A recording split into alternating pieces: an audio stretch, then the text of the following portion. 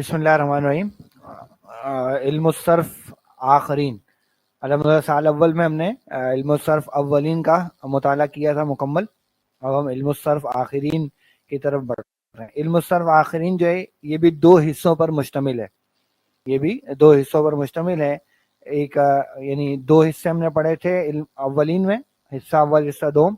अब दो हिस्से इसमें आ रहे हैं, हिस्सा सोम और हिस्सा चहारुम। इसमें अगर हम देखेंगे तो दो बुनियादी बातें हैं जो इस किताब में हम पढ़ेंगे। एक तो जो चीज़ हम इसमें देखेंगे वो है हफ्त अक़साम का बयान। हफ्त अक़साम का बयान मुराद ये है कि वो जो इल्लत की जो कवायद है ना, वाव और या की वजह से और हमजा की वजह से और मुज़ाअफ़ होने की वजह से जो गड़बड़ें आती हैं, तो वो गड़बड़ें ज़रा तफसील से यहाँ पर हम पढ़ेंगे और उसमें फिर हम ज़रा गर्दानों के अंदर डिटेल में जाएंगे। यानी ये वो पहलू है जो हमने यकीनन कवायद तो पढ़े हैं अपने रुजूल अल कुरान कोर्स के अंदर भी हमने कवायद पढ़ा है, लेकिन बहुत ज़्यादा तफसीली गर्दाने उनकी हमने बनाने की कोशिश नहीं की। यहाँ पर वो तफसीली गर्दाने, उसके अमर और नहीं वगैरह वो सारी चीज़ें हम इसमें इंशाल्लाह डिस्कस करेंगे। तो ये इसके हिस्सा सोम में ये चीज़ रहेगी और जो इसका हिस्सा चहारुम है उसमें हमारे पास आएंगी अबवाब की खुसूसियात। ये आ गया। तो इल्म सर्फ का जो हिस्सा चहारुम होगा उसमें हम औज़ान अस्मा के बारे में भी पढ़ेंगे। यानी वो जो हमने वैसे तो ये चीज़ें देखी हुई हैं सारी, लेकिन जो दूसरा इसका बाब है वो खासियत है अबवाब वाला है।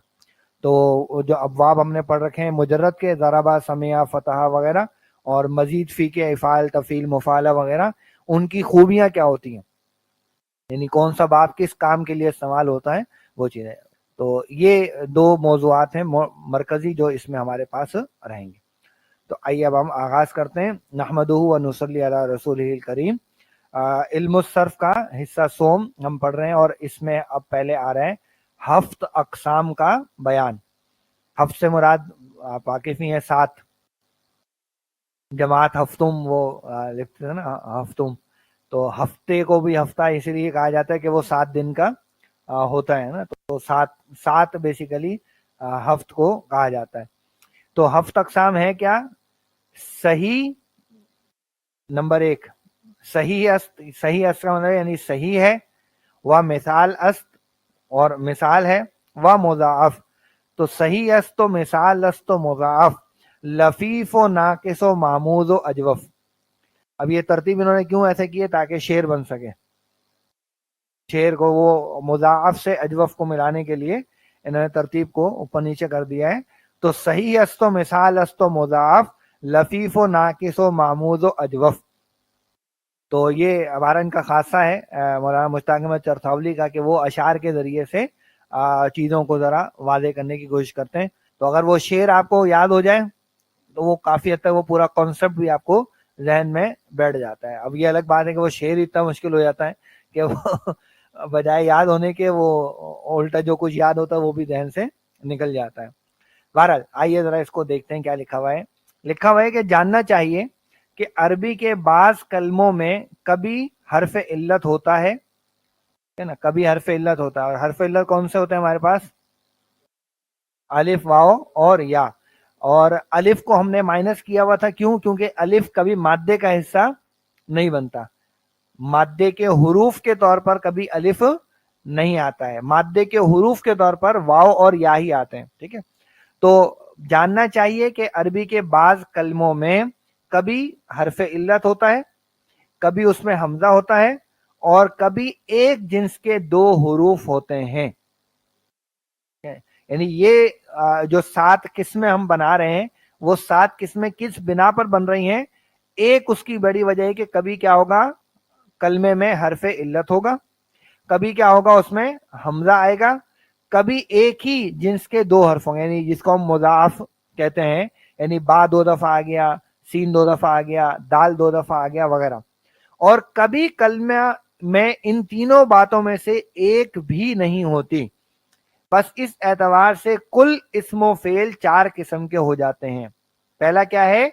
सही। सही कौन होगा? जिसमें ये सारी खराबियां नहीं होंगी, जिसमें ना हर्फ इल्लत होगा, ना हमजा होगा, और ना ही एक जिन्स के 2 हुरूफ आएंगे। تو ان تینوں خرابیوں سے پاک جو ہوگا لفظ وہ ہمارا صحیح ہوگا. پھر دوسرے نمبر پر ہے محموز. محموز کون سا ہوگا؟ ایسا لفظ کہ جس کے اندر حمزہ آ جائے گا, جس کے مادے میں حمزہ آ جائے گا. نمبر 3 ہوگا معطل. معطل کہتے ہیں علت والے کو, اور علت ہمارے پاس وہ دو ہیں, واو اور یا, تو اس کی نسبت سے. اور چوتھا ہمارے پاس کیا ہوگا؟ مضاعف. مضاعف میں کیا ہوگا؟ ایک ہی جنس کے دو حروف ہمارے پاس آ جائیں گے. اب ان میں سے ہر ایک کی تعریف جو ہے وہ آپ کو الگ سے دی گئی ہے, الگ سے تعریف اس کی دی گئی ہے. تو اس میں پہلی جو تعریف ہے وہ صحیح کی دی گئی ہے. تو صحیح اس کو کہتے ہیں جس میں کیا ہو؟ کوئی حرف اصلی حمزہ اور حرف علت نہ ہو, اور اس کے دو حرف اصلی ایک طرح کے نہ ہو. تو بیسیکلی اگر آپ دیکھیں تو ہمارے پاس جو خرابی پیدا کرنے والی چیز ہے وہ 3 ہے. 7 اقسام کی ہم بات کر رہے ہیں, اور یہ جو قسم چلے گی وہ کس طرح چلے گی؟ یا تو کیا ہو؟ حرف علت آ جائے. اچھا یہ کہاں آ جائے؟ یہ بات بہت اہم ہے. یہ مادے کی بات ہو رہی ہے, مادے کی بات ہو رہی ہے. یعنی ویسے اگر آپ دیکھیں گے تو آپ اگر ماضی کا کوئی تیسرا سیگا بنائیں گے تو وہ کس وزن پر آئے گا؟ فعلو کے وزن پر آئے گا. تو آپ کہیں جی اس میں تو واو آ گیا تو یہ تو علت ہو گئی. نہیں, اس بنا پر یہ علت والا لفظ نہیں بنے گا. علت والا کب بنے گا؟ جب یہ فا, عین اور لام میں سے کوئی حرف وہ واو یا ہوگا. تو اس بات کو اچھے سے سمجھنا. مادہ, ماضی کا پہلا سیگا کہہ رہے ہیں, اس کو آپ کوئی بھی لے لیں, مادے کے حروف میں اگر حرف علت آئے گا تو وہ ہمارا کیا بنے گا؟ یعنی علت والی کوئی چیز اس میں آئے گی. تو ایک وجہ ہمارے پاس حرف علت ہے. دوسری وجہ ہمارے پاس کیا ہے؟ وہ ہے حمزہ, یعنی مادے میں حمزہ ہو. مادے میں حمزہ. دیکھیں حمزہ اگر آپ باب افعال میں چلے جائیے, باب افعال کا ماضی کا پہلا سیگا کیا ہوتا ہے؟ افعلا. تو آپ کو تو شروع میں یہاں حمزہ دکھے گا, تو آپ کہیں جی یہ تو علت والا آ گیا. نہیں, علت ہونا نہ ہونا یہ فیصلہ کہاں ہوگا؟ اس کے مادے کے حروف کیا ہیں. تو اگر مثال کے طور پر اس کے مادے کے حروف میں ڈالتا ہوں سین, لام اور میم, تو یہ کیا بنے گا؟ اسلامہ. تو اب اس حمزہ کو دیکھ کر میں یہ نہیں کہوں گا کہ جناب یہ تو علت ہے. نہیں, مجھے یہ دیکھنا ہے سین لام میم میں تو کوئی علت نہیں ہے. سین لام میم میں تو کوئی علت نہیں ہے. تو جناب سین لام میم میں مجھے دکھ رہا ہے کہ کوئی گڑبڑ نہیں ہے, تو اس لیے میں اس کو صحیح میں لے کر جاؤں گا, اس کو میں صحیح میں لے کر جاؤں گا. اس طریقے سے یہ حمزہ بھی اس کے اندر نہیں ہے. یہ حمزہ یہ تو وزن کا حمزہ ہے نا, یہ حمزہ تو مادے میں نہیں ہے, لہذا یہ اس خرابی سے بھی پاک ہے. اچھا تیسری چیز کیا ہے؟ وہ ہے ہمارے پاس حرف صحیح کی تکرار. حرف صحیح کی تکرار, نہیں حرف صحیح ہے, سین ہے, لام ہے, میم ہے, سارے حرف صحیح ہیں. حرف علت کون سے ہمارے پاس؟ واو اور یا, واو اور یا. حمزہ کیا ہے؟ حمزہ حمزہ ہے. ٹھیک ہے, تو 1 2 اور یہ 3 حرف صحیح. اب یعنی واو اور یا اور حمزہ, ان 3 کو مائنس کر دیں, باقی سب کے سب کیا ہے؟ وہ حرف صحیح ہیں. تو حرف علت 2 ہیں, واو اور یا. اصل میں آپ حرف علت کو یوں سمجھیے کہ یہ ہمارے وہ حروف مدہ ہیں, حروف مدہ ہیں. حمزہ حروف مدہ میں نہیں ہے, تو آپ اس کو یوں سمجھ لیں گے تو مسئلہ حل ہو جائے گا. یعنی الف واو اور یا, تجوید والے اس کو حروف مدہ کہتے ہیں, گرامر والے ان کو حرف علت کہتے ہیں. تو آپ اس کو اس انداز سے لے لیں گے, جبکہ حمزہ وہاں پہ حرف مدہ میں نہیں ہے, تو یہاں ہمارے پاس بھی حرف علت میں نہیں ہے. اچھا حرف صحیح کی تکرار, یعنی واو یا اور حمزہ, ان کے علاوہ جو حروف ہیں وہ سب صحیح حروف ہیں, لیکن اگر صحیح چیز کی بھی زیادتی ہوگی تو نقصان ہمارا ہی ہوگا. تو صحیح چیز کو اپنے کنٹرول میں ایک مقدار میں رکھیں تو فائدے مند ہے, ورنہ پھر وہ نقصان کا سبب بن جائے گی. تو اگر مثال کے طور پر ہمارا مادہ کچھ اس طرح کا ہوگا, را دال دال, تو ہے سارے حرف صحیح, لیکن ایک حرف صحیح کی تکرار ہو گئی, تو اب یہاں پہ ضرور کوئی نہ کوئی گڑبڑ اس میں آ جائے گی. ٹھیک ہے, تو یہ را دال دال یا اس طرح کی اور بھی چیزیں مثالیں آ جائیں گی آگے. اور اگر کوئی شے, کوئی ایسا مادہ ہو جس میں یہ تینوں خرابیاں نہیں ہیں, تو پھر وہ ہوگا ہمارا صحیح. کیا ہوگا وہ؟ صحیح. اب اگر اس اعتبار سے دیکھیں تو یہ آپ کی کتنی قسمیں بن گئی؟ 1 2 3 اور 4. ٹھیک ہے، تو یہ 4 تو یہ دیکھیں جو کتاب میں لکھا ہوا ہے، یہاں پہ دیکھیں یہ جو کتاب میں لکھا ہوا ہے نا، یہ چاروں چیزیں تو میں نے آپ کو بتا دی. اس کا نام کیا رکھ دیا؟ اس کو ہم نے کہہ دیا معطل. یہ ہے معطل. حمزہ والا جو ہے یہ کیا ہے؟ محموز.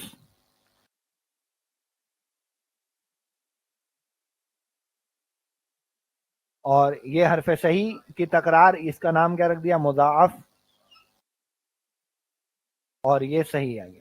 ٹھیک ہے، تو یہ 4 چیزیں یہ ہمارے پاس آ گئیں. اچھا، اب اس کے بعد ان میں سے ہر ایک کی تعریف ہے. اچھا، یہ کتنی قسمیں بنی ابھی؟ 4. پڑھنی کتنی ہے ہمیں؟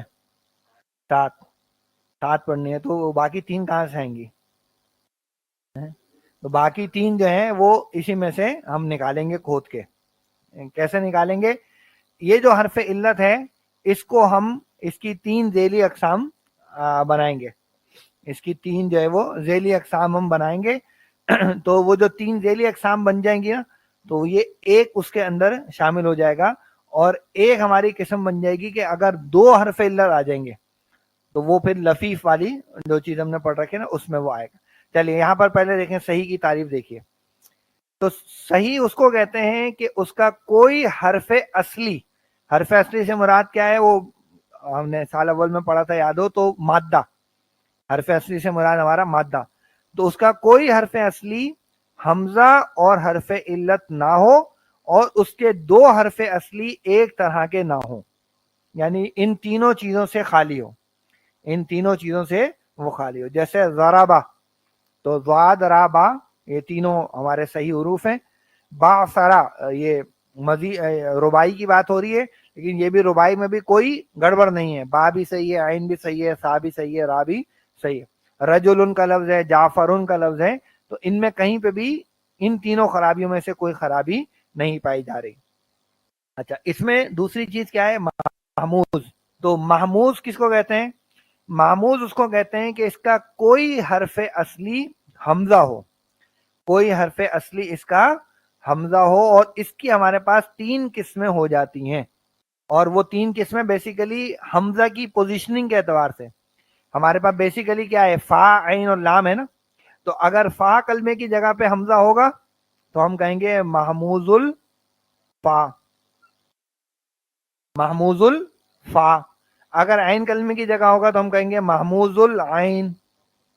اور اگر لام کلمے کی جگہ ہوگا تو ہم کہیں گے محموز اللام. محموز الفا، محموز العین اور محموز اللام. اب ان میں سے اگر مثال آپ کو دیں تو جیسے حمزہ، کاف، لام. کتاب میں یہ کیا مثال دیا؟ حمزہ میم را کی مثال دی ہوئی ہے نا. تو حمزہ میم را کو لے لیں، حمزہ کاف لام لے لیں. اچھا، پھر اگر عین کلمے کی جگہ ہو جیسے کہ سین، حمزہ اور لام. سین، حمزہ، لام، یا را، حمزہ، سین کی مثال آپ کو دی گئی ہے. اور اگر لام کلمے کی جگہ آئے گا جیسا کہ قاف، را اور حمزہ. تو آپ یہ دیکھ رہے ہیں یہ پوزیشننگ، یہ حمزہ یہاں پر ہے، یہ حمزہ یہاں پر ہے، اور یہ حمزہ یہاں پر ہے. تو اس نسبت سے جو ہے وہ ہمارا محموز الفا، محموز العین اور محموز اللام یہ بن رہا ہے. اچھا جی، اب آ جائیے معطل کی تعریف پر. تو معطل وہ کلمہ ہے کہ اس کا کوئی حرف اصلی حرف علت ہو. اور حرف علت ہمارے پاس کیا ہے؟ یہ یہاں پر کتاب کے مطابق جو ہے وہ 3 ہے. واو، الف، یا، کہ ان کا مجموعہ کیا کہلاتا ہے؟ وایا. وایا. اب اس کو وایا پڑھ لیں، آوا پڑھ لیں، کسی بھی ترتیب سے یہ 3 چیزوں کو یاد رکھ لیں. تینوں حروف دمہ، فتحہ، کسرہ کو کھینچنے سے پیدا ہوتے ہیں. یعنی با زبر با، اور جب میں با زبر با کو تھوڑا سا کھینچوں با، تو بیسیکلی کیا بن گیا؟ الف. با پیش بو، لیکن میں نے اس کو کھینچا بو تو وہ واؤ کا ساؤنڈ آنا شروع ہو گیا. بازیر بی، لیکن بازیر بی کو میں کھینچوں بی تو یہ کیا آ گیا؟ یا یہاں پر پیدا ہو گیا. یعنی ضمہ کو کھینچنے سے واؤ، فتحہ کو کھینچنے سے الف، اور کسرہ کو کھینچنے سے یا. اسی واسطے वाव को उख्ते दुम्मा और अलिफ को उख्ते फतहा और या को उख्ते कसरा कहते हैं, है ना। अच्छा, यहाँ पे इन्होंने उख्त के हवाले से जाहिर किया है, हम इस बात को मोहब्बत के हवाले से जाहिर करते हैं कि जो पेश है इसकी दोस्ती वाव के साथ है, जो जेर है इसकी दोस्ती या के साथ है, जो जबर है उसकी दोस्ती अलिफ के साथ है। तो ये तीन हरकत की जो दोस्ती और मोहब्बत और प्यार और लगाव, जो भी आप उसको कह लीजिए, वो इन तीन हरूफ के साथ बनता है, जिसको किताब में उख्त के तौर पर जाहिर किया गया है। यानी पेश जो है वो वाव क्या है, वाव जो है वो पेश की बहन है, या जो है वो जेर की बहन है, और अलिफ जो है वो जबर की बहन है। तो इसको बहन के हवाले से जिक्र किया गया। तो आप इस कॉन्सेप्ट को याद रखेंगे कि पेश की दोस्ती वाव के साथ, जेर की दोस्ती या के साथ, जबर की दोस्ती अलिफ के साथ, तो आपके बहुत से मसले आगे चलकर जो है ना वो हल हो जाएंगे, क्योंकि ये चीजें जो तब्दील होती हैं वो इसी दोस्ती को बरकरार रखने के लिए की जाती हैं। चलिए इसको यहीं रखते हैं, आज की क्लास में अपनी गुफ्तगू को यहीं रखते हैं। अब मोतल जो है उसकी भी मजीद झेली कुछ अकसाम है। मोतल जो है ना, ये वाला जो है ये मोतल, इसकी कुछ झेली अकसाम है। तो इस चार्ट को आप अपने ध्यान में रखिए, इसी चार्ट को लेकर हम इंशाल्लाह फिर अपनी अगली क्लास में दोबारा गुफ्तगू को आगे बढ़ाएंगे। ठीक है, जज़ाकुमुल्लाह खैर।